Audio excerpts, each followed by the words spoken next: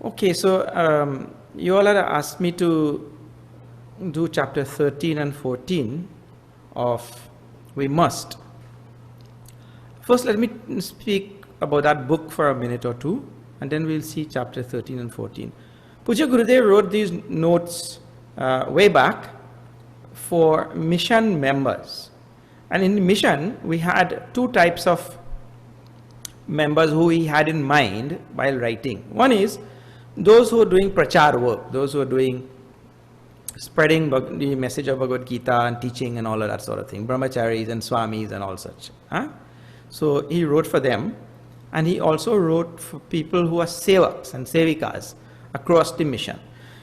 In other words, if you're going to work in Chinmay mission and you're going to spread the vision of the mission, then we ourselves should have a certain type of disposition, a certain type of understanding of Shastras, first of all, and then second, we should imbibe and inculcate certain values and certain traits and characteristics and so on, so that we ourselves evolve through the whole experience of seva.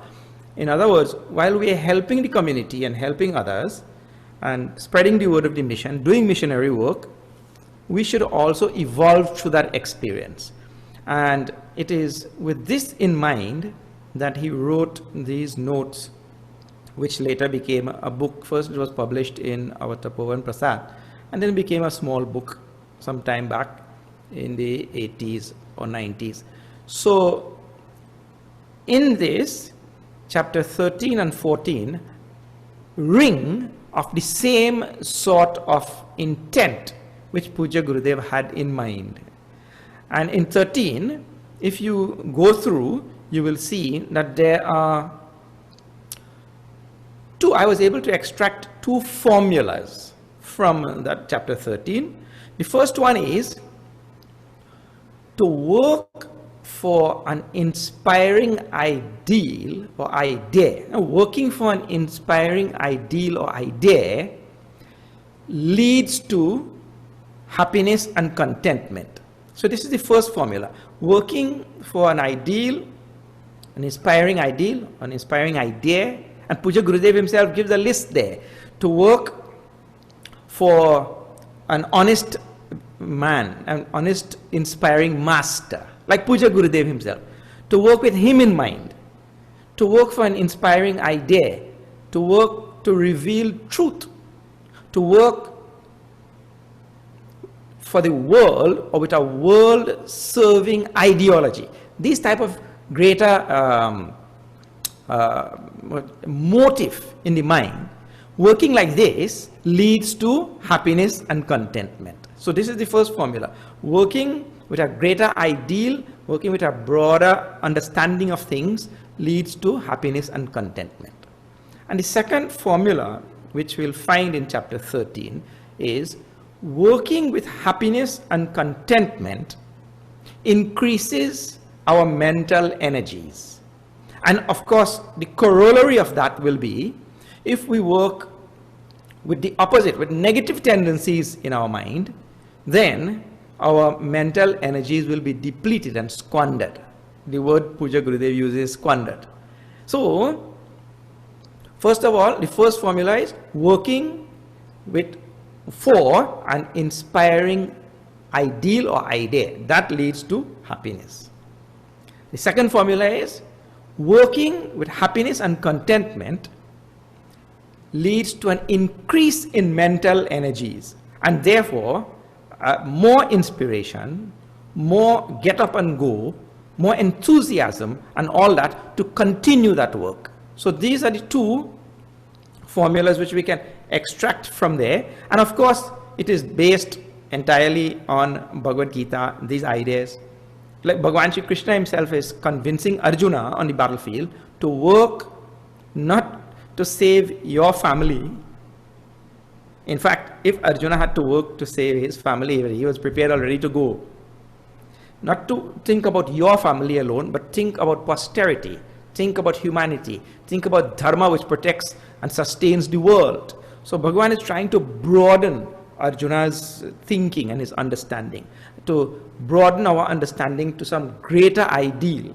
The greater ideal in this case, in Arjuna's case, of course, is to think about dharma, think about the welfare of the world, and not just think about your own welfare. So whatever Gurudev is telling in chapter 13 is based on this central idea of Bhagavad Gita, where we are supposed to work with some greater inspiring ideal and idea. What happens to most of us, however, is we work for our own benefit. We work for our own selfish interest. The question will be, how do I fit this philosophical teaching into my daily work? Let us just take any one individual who is sitting here. I have a job, I go to work on a daily basis, and I am a doctor, let us say. I'm a doctor, I go there, I open my office, patients come, I treat them, I earn money, I take care of my family, I pay my mortgages, and I do all of these sort of things. So this is what the daily routine is in most people's lives, right? So how am I going to fit some greater ideal or idea into my daily work? This requires an enormous amount of intellectual understanding. First of all, we have to see that we are all tied into one great big organism called this world. We are all like cells in a body. The world is the body, and I am a cell. Each cell of the body contributes to the welfare of the body, and that cell in turn gets its nutrition and gets its sustenance from the rest of the body. So it contributes to the greater body, and the body also contributes to that cell.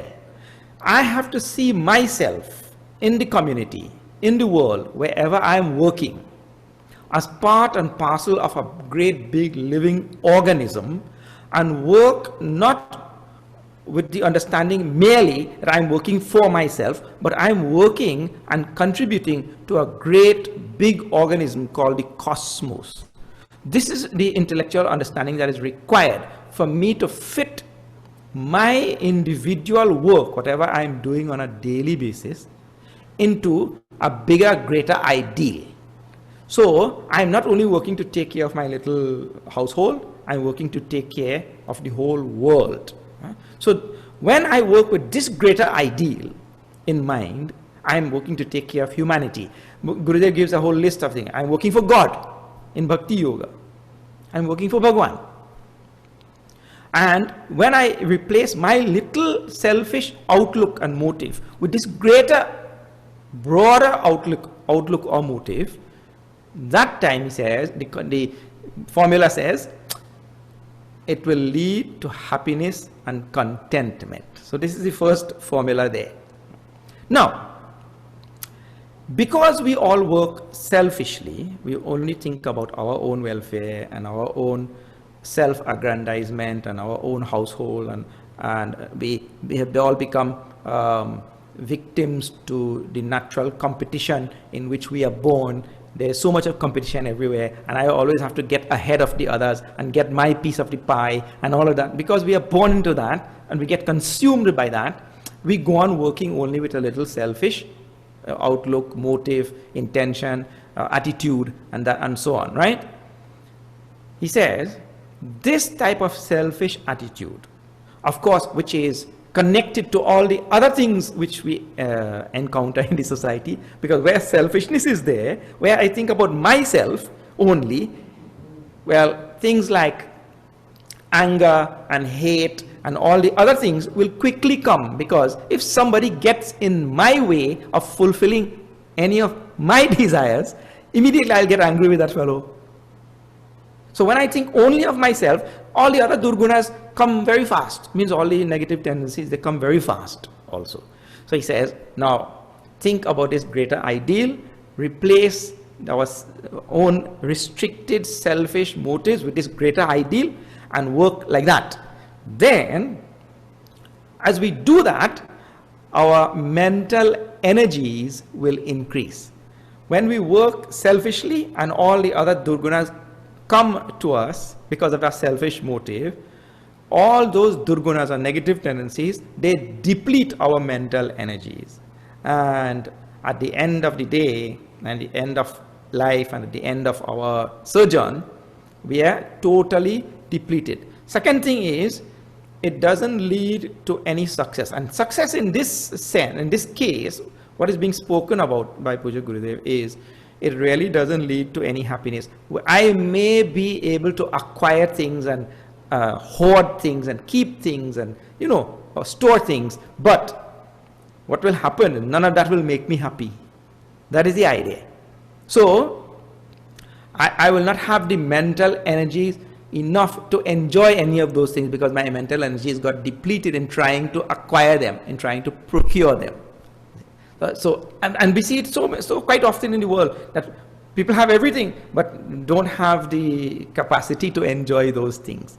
So he says here, working with the right ideal in mind, with the right attitude and inclination in mind, will bring that happiness and contentment, and that will save our mental energies. They will not get depleted and not get squandered away. And those mental energies, when saved, when protected, mental energies will give us more inspiration to further broaden our perspective and achieve greater things in the world. And in the next chapter, he will give examples of all those great ones who, in chapter 14, he'll give examples of all those great ones who did this and who were able to touch all of humanity. Now, the bottom line then in this 13th chapter is work for an inspiring idea, realizing a truth or the truth, work for an honest master, or work for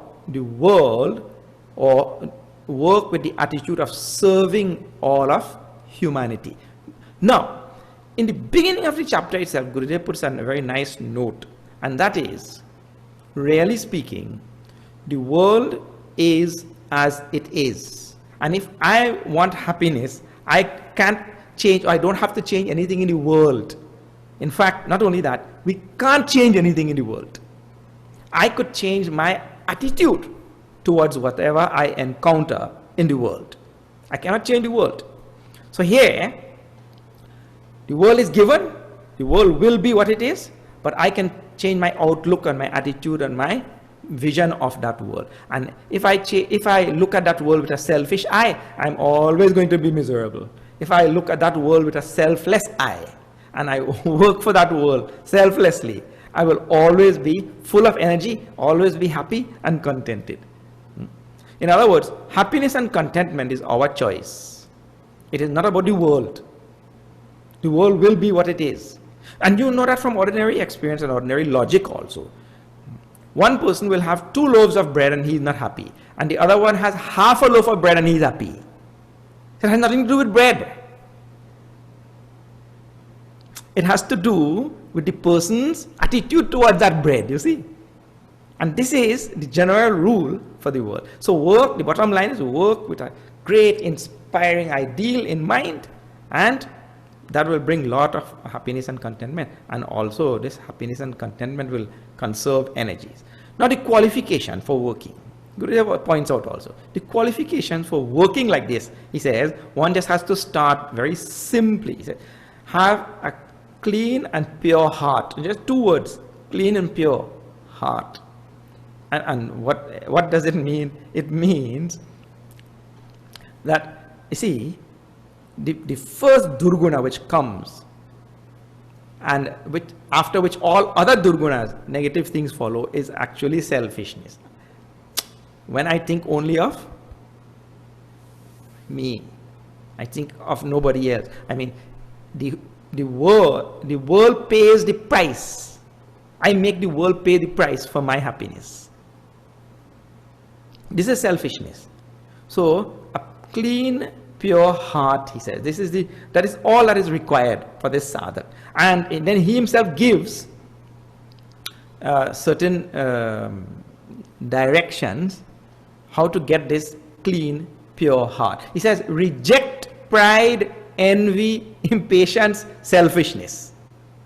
We have to reject. In other words, what is required is I have to constantly reflect in my mind.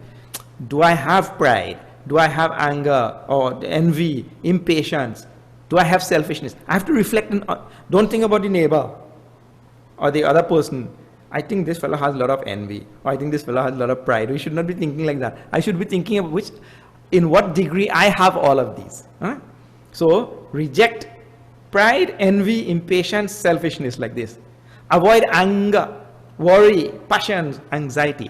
In other words, when he says to develop a clean, pure heart, it means to remove all of these negative tendencies, which are given again in Bhagavad Gita in chapter 16. Nicely, Bhagavan has listed all this whole list of all negative traits there. So to remove all of them, and in the end, he says cultivate kindness, love, purity, humbleness. Gurudev uses the word, and reverence. So to cultivate the positive ones. I came across a really wonderful episode of how positive things save us. It is said that the Buddha, when he left the palace and was roaming the forest, his cousin, who wanted the throne, of course Buddha was the rightful heir to the throne, and his cousin wanted that throne, and so he went to the forest to look for the Buddha to kill him, so that he will not return to get that throne. And the Buddha, while walking in this forest path, almost stepped on a snail, and seeing the snail in front of him, he quickly stopped with a jolt, and he took 2 leaves and picked up that tiny little snail out of compassion and spoke to him. Oh my dear, you're on this dangerous path. People pass here, horses pass here, armies pass here, so many people pass here. They will trample on you, they'll kill you. And so he took that snail with 2 leaves like this and went into the bushes to rest it there, away from danger. At that moment, the cousin with his entourage of army personnel, they passed by while the Buddha was in the bushes trying to save that snail. So that one little bit of compassion for a small insignificant creature saved his life also. That cousin passed away, went away, and never found him in that forest. So these little simple gunas, we call them gunas, traits and characteristics, to be developed by a sadhak is the beginning of the flowering of this pure and clean heart which Gurudev is talking about, in which can sit this great ideal. Otherwise it's all words, you know, great big ideal of serving humanity and all that kind of thing. We read it and we say it at that time, but while we are working we don't understand it. So when that heart has become pure, that heart has become clean, then in that heart this ideal can sit, and when we work with this ideal, great happiness and joy can come. Good. So this is basically chapter 13. Chapter 14 is more or less along the same line, and this specifically, chapter 14, is targeting mission workers and mission members. The bottom line in chapter 14, or the main message is, put your own house in order first, and then you'll be able to do something for humanity. In other words, we should first make all our adjustments and corrections and effort and purity of heart first at home. Put our own house in order first. Then we'll be able to affect the world positively in a meaningful way. See? Sadhak, and he says, sadhaks and preachers get destroyed by worry, anxiety, fears, doubts, thoughts of possible failures in the future, and all sorts of things. What he means to say, sadhaks and preachers, and Gurudev uses the word preachers, a rare usage of that word, means pracharaks, those who do spiritual teachings. He says, such people should keep their mind in the present. That means, behind the lines, it means we should keep our mind in the present. Forget about possible failures. And if I am working for the benefit of the world, then there will be no thought about possible failures. It means to say, I will not fail. It means the world did not, through my work, get whatever they were supposed to get. And in this chapter also, he defines a great action. Very nicely, action in Hinduism, please see this, action in Hinduism has never been about the magnitude of the act, but it has always been about the motive or the intention behind the act. And this is a principle which is preserved even in today's modern jurisprudence. In modern jurisprudence, when a person who is charged and is brought before a judge, there are two sides. One, there is prosecution and there is a defense. And the prosecution tries to prove his guilt. The defense tries to prove his innocence. This is how the modern jurisprudence in our democratic system, this is how it works. And in that, the court only has one thing to determine, and that is, suppose in the case of a murderer, did this person have intent to kill? Even if the other person ended up dying, did this person have intent to kill? And if he did not have that intent to kill, the result is death on the other side, but this person did not have intent to kill, then it is not murder. So in other words, it is not the act or the result of the act, but it is the intent. And therefore he says a great action, and to quote Puja Gurudev from chapter 14 now, a great action is not wild enthusiasm and vigorous activity. Then what is it? He says, our motives and intentions, our urges and impulses must be pure, sattvic and clean. This constitutes great action. So our motives and intentions and urges and all must be pure. And pure means what? If it is selfish, it is not pure. That is the idea, you see. If it is selfless, then it is pure. A selfish act, an act which is backed by selfishness, is already corrupted from the beginning. So that act is the great action is determined by the intention, and that intention must be one of pure intention. He says, at two levels, emotionally and intellectually, we should maintain goodness and greatness. See, he says, emotionally, a quiet life of love and seva, service. Emotionally, a quiet life of love and service. Intellectually, a life of higher ideals. So now the whole principle of karma which he has been talking about so far has to have two aspects: the heart and the head. At the level of the heart, the actions which we are doing on our daily basis should be accompanied by love and an attitude of service to the world. And intellectually, we should have a higher ideal and a nobler purpose. Means I'm not working merely for me. I'm not working merely for my family. I'm working for the benefit of all of humanity. And this is what we talk about in our Vedanta, Upadesar, etc. Ishwar Arpitam. So that intellectually, I should understand that I am part of a bigger whole, and I am working for the welfare and benefit of that bigger whole. So this principle of work should have these two aspects, head and heart.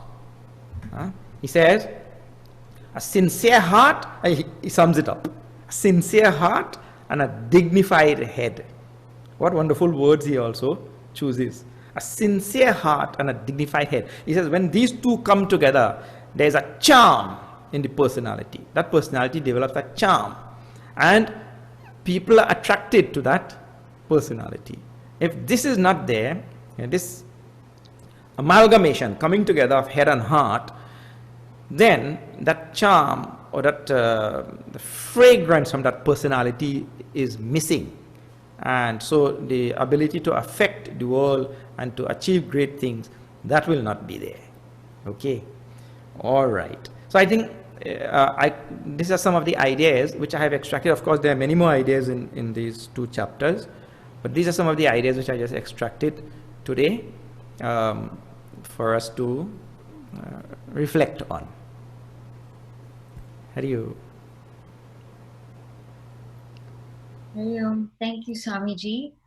And at this point in time, we'd like to open it up for questions. So you can message me, Brahmacharya Shubhani, if you have any questions, and I can unmute you and you can ask Swamiji. And we're so grateful that all the way from Trinidad, Swamiji has agreed to participate. So very grateful. Technology has brought us all so close. Very good.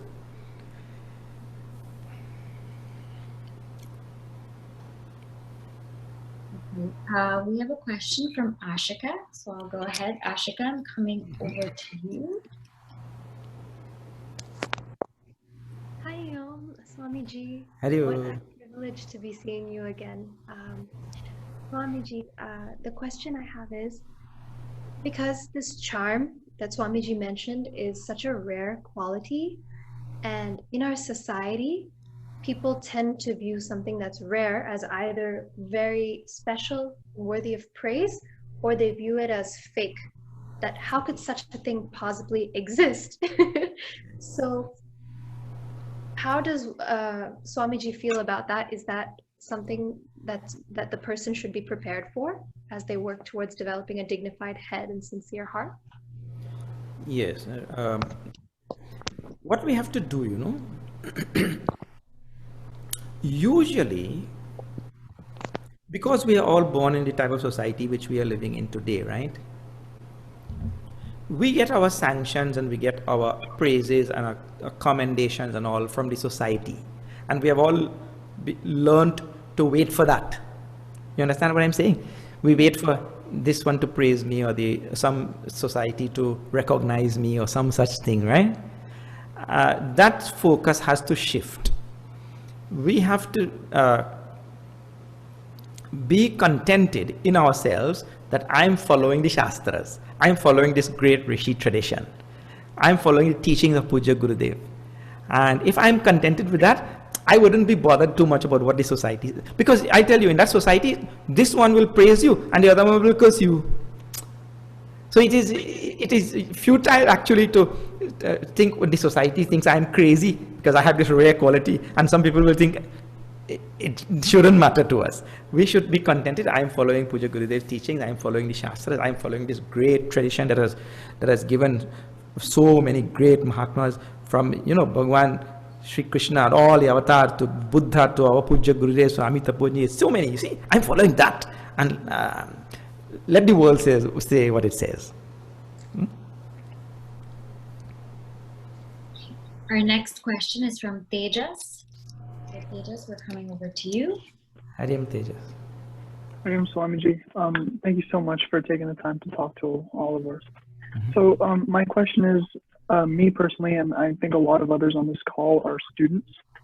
And so while our work may not generally be providing for someone else, the basis of our work is to improve ourselves, right?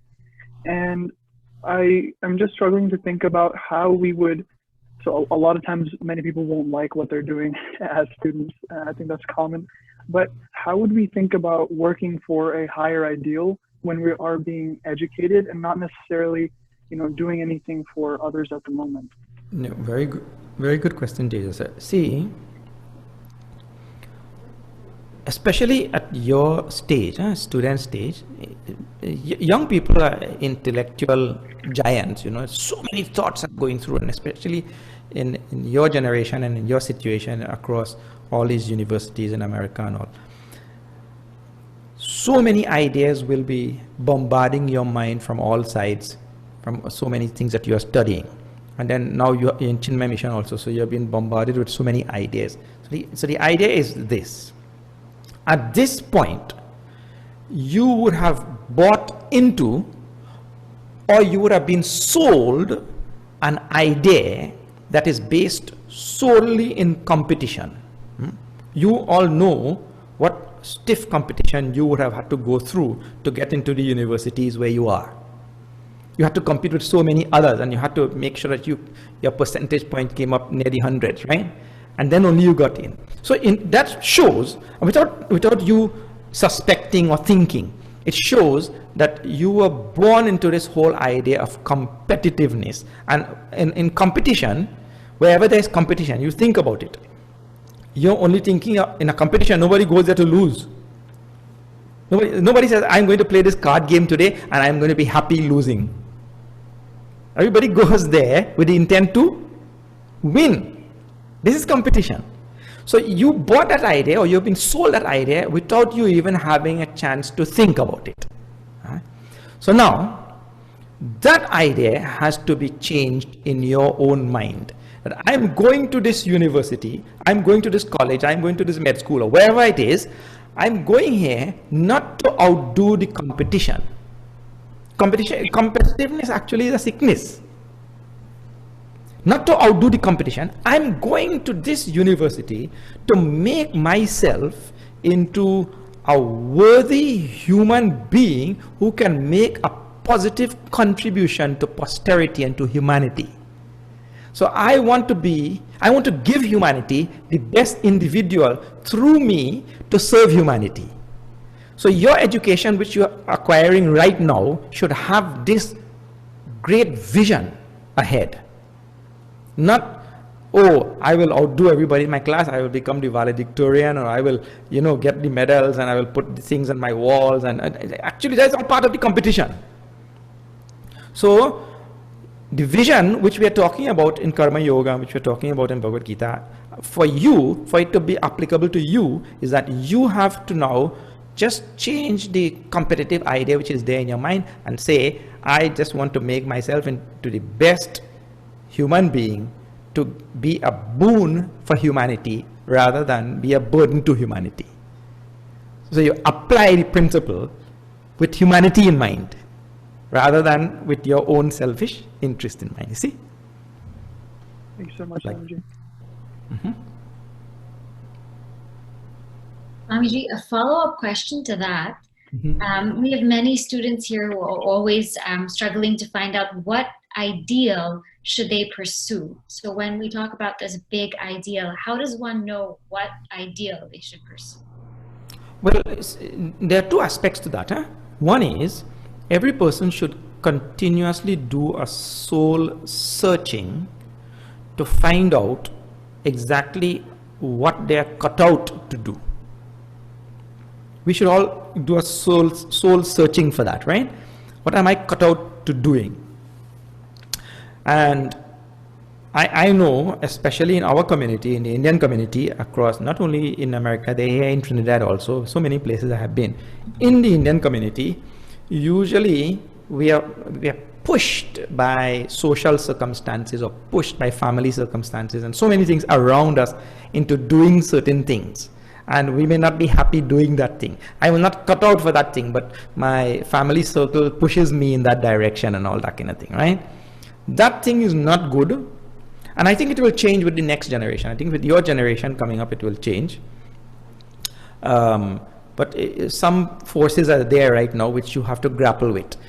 So first part of it is, I must do some soul searching to find out what am I cut out to doing. What exactly am I cut out to doing? And the second thing is, of course, not only I should search and find out what I am cut out for, but I should pursue that as well. This is understood, right? So I should pursue that. And the second thing is,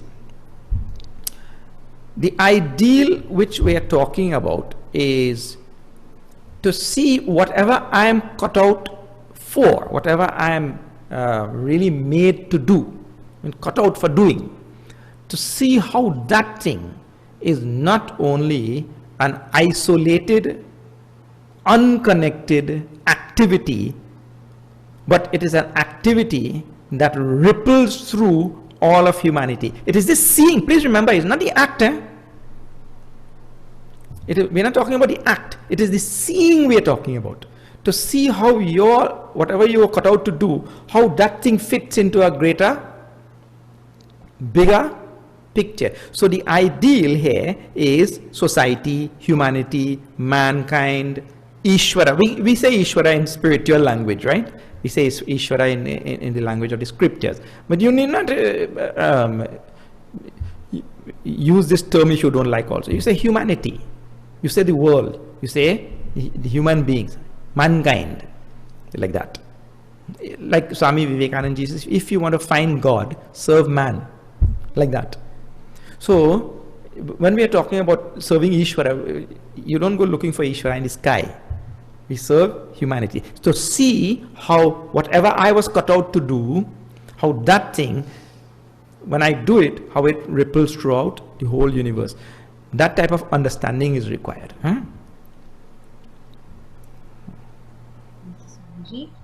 If anyone else has any other questions, I have one from Ameya. So, okay, follow-up question from Ameya. She wants me to ask, how Swamiji is defining cut out? What exactly does that mean? How do you know what cut out is? Yes, that also is a question which comes up very often. We can get certain hints from our own family. Like, for example, the son of the great Allah Rakha, tabla player, he became a tabla player. Right? So the son became a tabla player because his father was a great tabla player. So now those things work. Means if my parents were doing a certain type of work, it is quite possible that I may also have the same sort of traits and same sort of inclination as my parents. But it doesn't always work. The Buddha's father was a king, a very powerful and forceful king also. But the Buddha was ascetic. Didn't want anything to do with throne or a kingdom or fighting or wars or anything. So it doesn't always work. You see. So the other thing is now, each person has to visualize himself. How do I see myself serving humanity in the next 10, 20 years? What is going to really make me happy serving humanity? Means making my contribution to humanity in which way? Each person can actually close his eyes and ask that question sincerely in his heart. So, if my family circumstances now are pushing me into a certain direction, and every day I see that I am going to be a miserable person doing that particular thing, then it is really not for me. I should sit down, think, I want to make my contribution to humanity, I want to make my contribution to society, I want to make my contribution to the world, and I am going to be happiest doing it in this particular way. So I have to go on asking that. And this is not something you're going to find out in a day. I have to go on asking this to myself over and over. And visualization is a very important thing. Visualization is a big thing in the world. I have to visualize myself doing a certain thing down the road. And it has to be asked again and again. Now, there are situations and circumstances, or situations where I see myself doing, I see myself being happy doing two things down the road. In that case, choose one and go with it. You can't have your feet in two boats at the same time. So where you see yourself being happy doing two things, just choose one and keep the other one as what we say, pastime, hobby. I think we have a question from Amarji. Yes, Amar. Hari Om, Swamiji. Hari Om, Hari Om. So Swamiji, one of the other really cool opportunities of this booklight idea that was brought has been to try to have those older sevaks or Swamins on the mission who knew Gurudev directly to share a little bit more about insights into Gurudev's life that we won't be able to ever have, right? Because Gurudev is no longer with us. So connecting us, the next generation, to Gurudev directly. So in the light of chapters 13 and 14, which Swamiji would have just talked about, does Swamiji have any types of like personal anecdotes of Gurudev that could serve this well through Swamiji's own eyes? Or, and if nothing from these two particular chapters, just some nice little anecdote or a story about Gurudev and Swamiji's interaction with Gurudev to give us a little bit more of that kind of like relationship with him. Actually, something which shone out through Gurudev very clearly is, well, two things, and they are related, and that is Gurudev was always in the present. This is the first thing, always in the present. His mind will not go back to the past about anything. And second thing is, for a person who is always in the present, there is nothing to achieve. In other words, if I have something to achieve, that is always futuristic. But because his mind is in the present, Gurudev had nothing to achieve. He was a living example of one who could just be in the world and see Prakriti do its thing. Prakriti is doing, Prakriti is doing everything. So he is that one who could be in the world and be in the present and just watch the Prakriti do.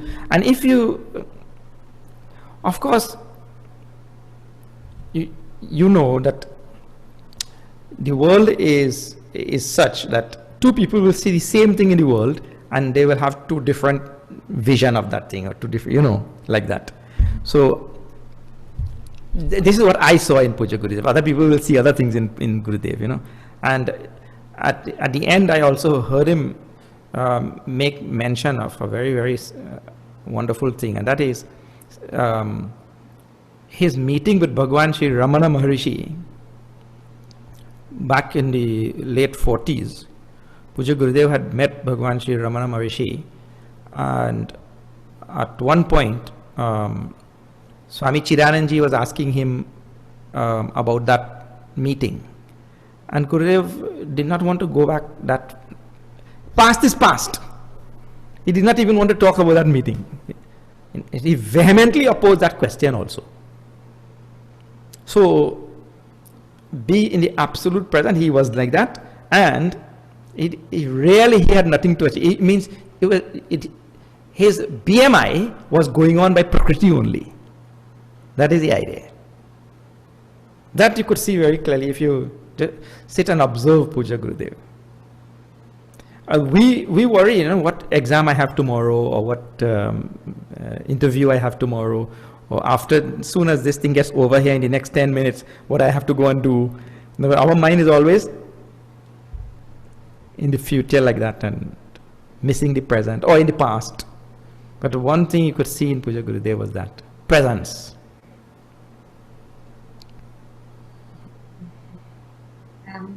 We have a question from Karthik. Hari Om, Karthik. Hari Om, Swamiji. My question is, I work in technology, and so in technology they say that the amount of success a company measures is by how much it has contributed to society. Is this the same way that we should measure success in our career as well? Yeah, sorry Karthik, we just got some feedback here and I missed one of the key words. You work in technology, and in technology they say, and then I missed it. In our companies they say success is measured by how much you have contributed to society. Is this the same way we should measure success in our career? How much you contribute to society. Correct.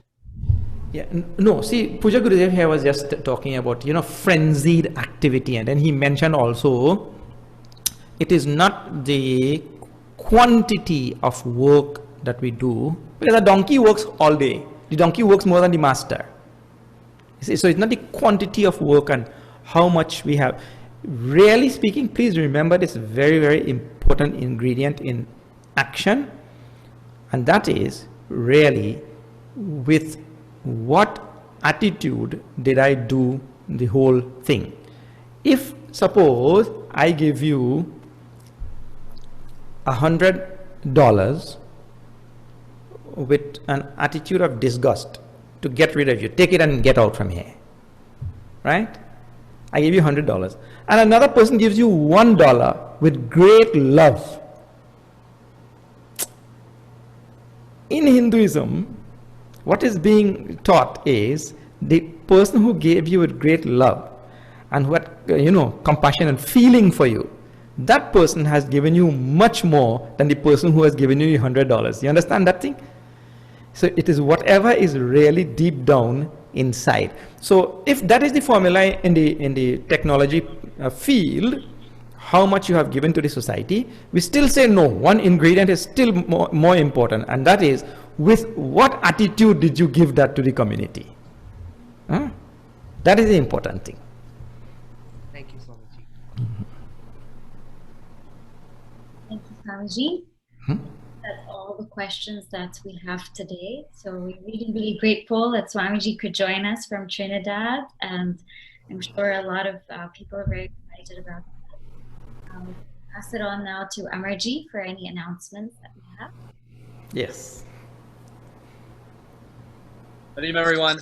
Again, thank you so much, Swamiji, for coming tonight. I called Swamiji up and I was like, Swamiji, we have this Booklight thing, and Swamiji was just more than willing to take on any week that we asked. So thank you so much, Swamiji, for coming. It really means the world to me, to the team, and yeah, and Swamiji mentioned it also. Zoom has allowed us during this crisis to be able to all come together a little bit, and it's such a comfort, really, just to hear from Swamiji. So thank you, Swamiji. In terms of announcements, so all of you have been participating in our weekly discussions. As you guys know now, Booklight is weekly. What we are having is a session that is open to everyone with the Swamin, so Swamiji or Swamini, of the week taking We Must. And then the following week will be a discussion based off of the lecture. So tonight Swamiji would have just presented and everyone is here. Next week on Monday, same time, we will have a discussion group for just chicks only. So all chicks, please do come for a discussion group. So that way we can discuss the lecture from tonight from Swamiji a little bit more in depth, and we'll have questions.